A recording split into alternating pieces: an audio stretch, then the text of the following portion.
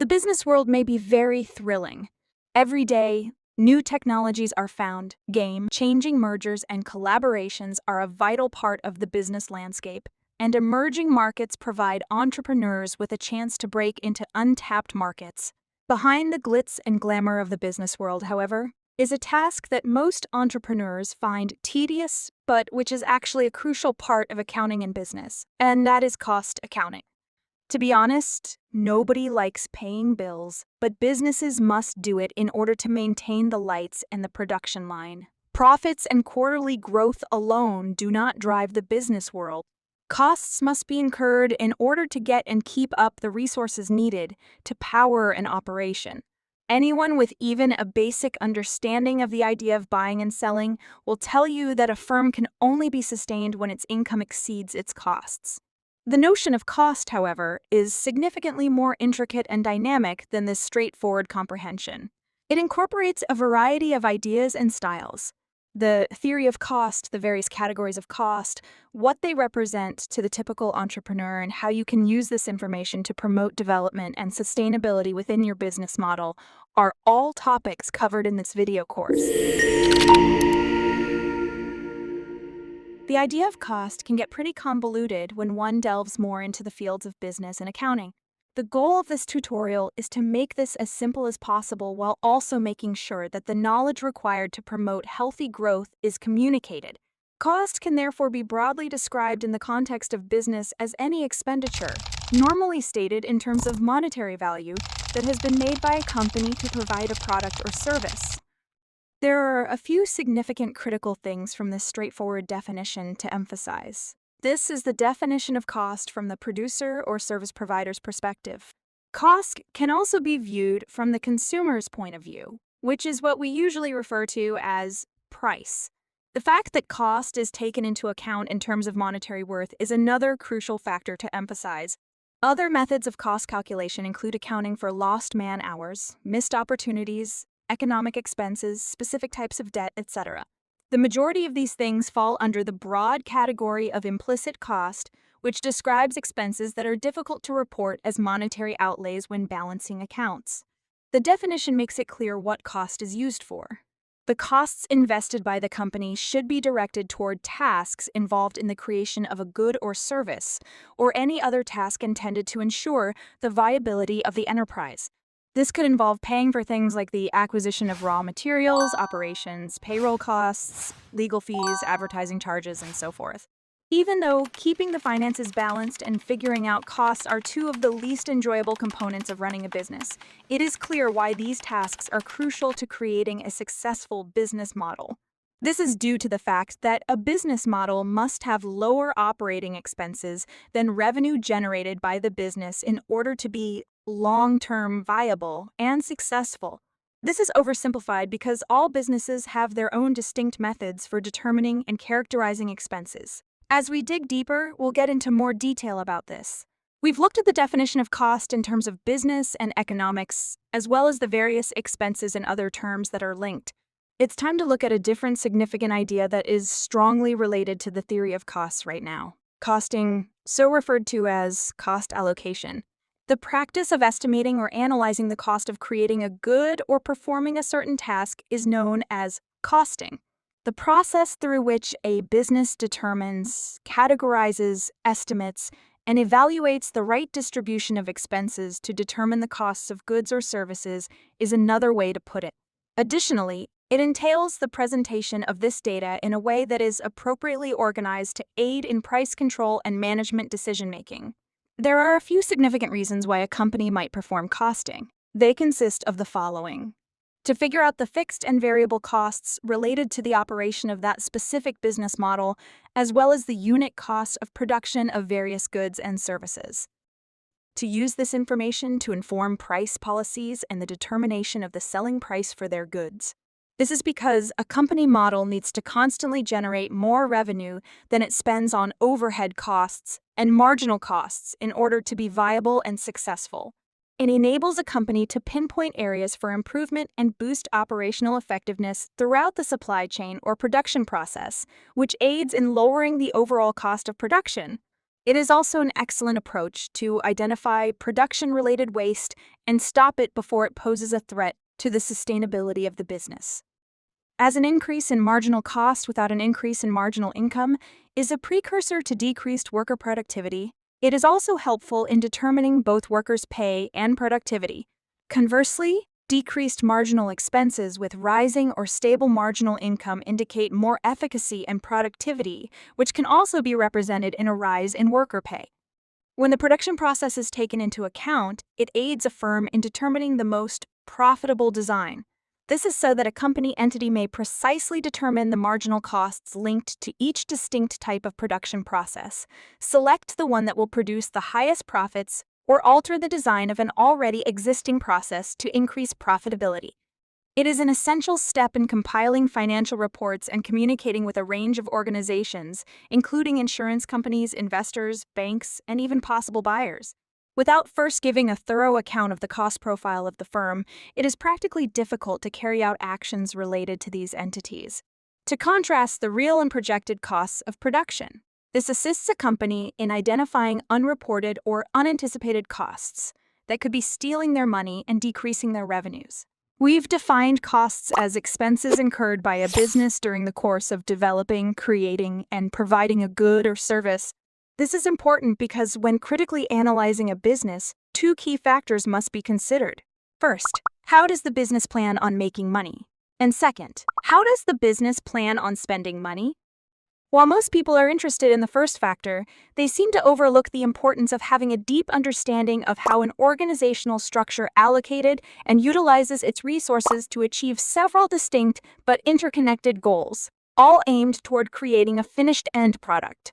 This easily overlooked process is an important part of business development and can be broadly referred to as the cost structure of the business. A cost structure is a part of a business development model which highlights the specific expenses incurred by a business while operating under an outlined business model for the purpose of delivering the business's value proposition, typically a good or service. It refers to the types and relative proportions of fixed and variable costs that a business incurs.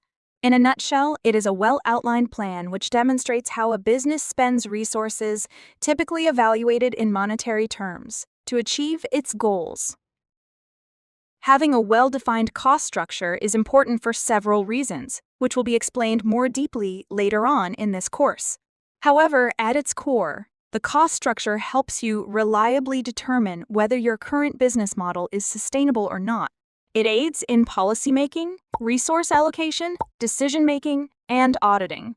From a multinational Fortune 500 company to a mom and pop shop in a local suburb, virtually every business is associated with costs in one form or the other.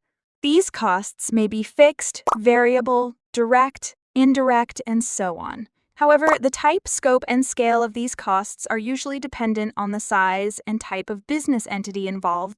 From the explanation above, it is obvious that a cost structure is closely tied to other components of the business model, such as key resources, key partnerships, key activities, and even value proposition. The first three items are usually the major cost drivers within a business organization, and should therefore have to be carefully analyzed before an accurate cost structure can be crafted. Now, it's not just enough to be aware of the different types of costs and cost structures. Applying these principles to a real-life business situation may take practice and practical knowledge. However, there are a few tricks you can use to minimize the difficulty of the task. One of them is dividing the cost structure into several major components and slotting each cost into where it fits. This may not work perfectly for all types of costs or all businesses, but it's a great place to start, especially when you're confused. Let's take a look at the different elements of a cost structure. Product cost structure. This part is used to describe costs that are attributable to the direct production of the product or service. It generally includes both fixed costs and variable costs. Some of the fixed costs could include worker salaries and factory overhead. Variable costs include things like raw materials, shipping and transaction fees. Customer cost structure. This has to do with expenses that are incurred due to customer interactions with the business. This could include warranty claims, customer service fees, credit notes, return of goods, and so on. Service cost structure. This has to do with services that may not be directly related to the creation and delivery of the product or service, but are still essential for the smooth running of the business. They include administrative fees, taxes, legal fees, licensing, and so on. Examples of cost structure. Netflix is an American streaming service and production company that is currently based in Los Gatos, California. It was founded by Reed Hastings and Mark Randolph in 1997 in Scotts Valley, California as a DVD per rental service before upgrading its services to a subscription model.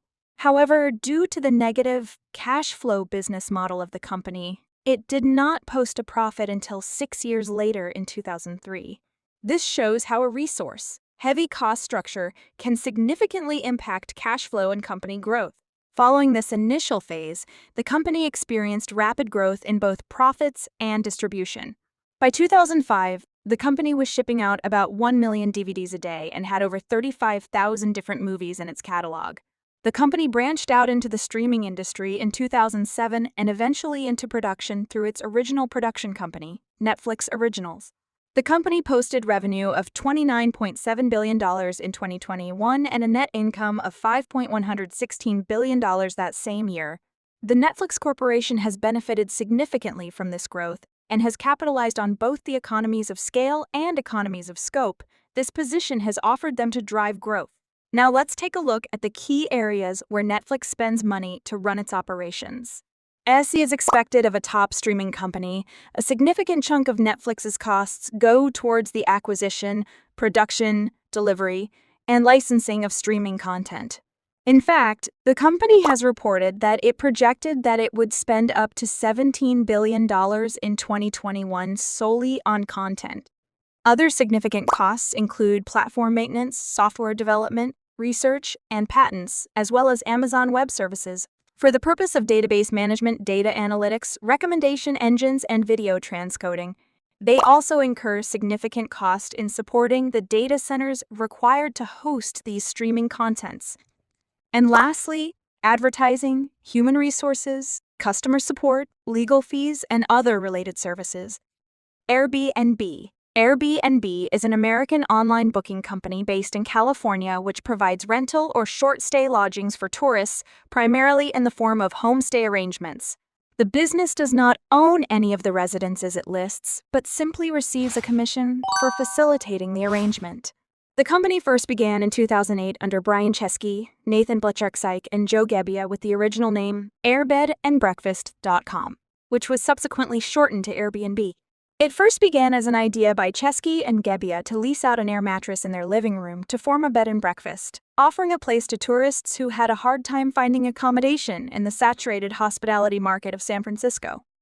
After receiving a much-needed cash injection from some early investors, the company rapidly expanded and by 2012 had achieved 700,000 bookings.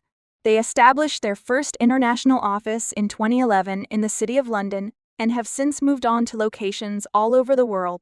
Airbnb posted revenue of $5.99 billion in 2021 and a negative net income of $0.35 billion, showing that the firm is currently operating on a negative cash flow model. Considering the current business model of Airbnb, the company practices cost reduction by simplifying its cost structure by not owning any of the locations that it lists. However, it seems that great marginal revenue or even further reduced marginal costs are required for this company to achieve consistent quarterly profitability. Let's take a closer look at how a company like Airbnb spends money to keep operations going. One of the most significant costs in the business's operations currently is the cost of revenue. This refers to all the direct costs incurred by a business in the process of directly creating, marketing, and distributing a product. For Airbnb, this may refer to payment processing fees and insurance payments. The business also invests heavily in sales and marketing to drive customer acquisition and retention through activities such as customer discounts, brand promotions, referral programs, and even refunds. The company invests in the area of research and development as well to ensure that its platform is always competitive, functional, streamlined, and keeping up with current trends. And they also have general and administrative costs as well. Costs are just as important as revenue when it comes to running a successful business. Having a well-designed cost allocation system is vital for the success of any business, irrespective of the industry, size, and type of cost structure. It helps in decision-making, planning, growth monitoring, and the determination of an accurate pricing model. If you found this video helpful, why not check out some more of our business course videos at negosyante.ph to learn more about starting, growing, and managing your business more professionally.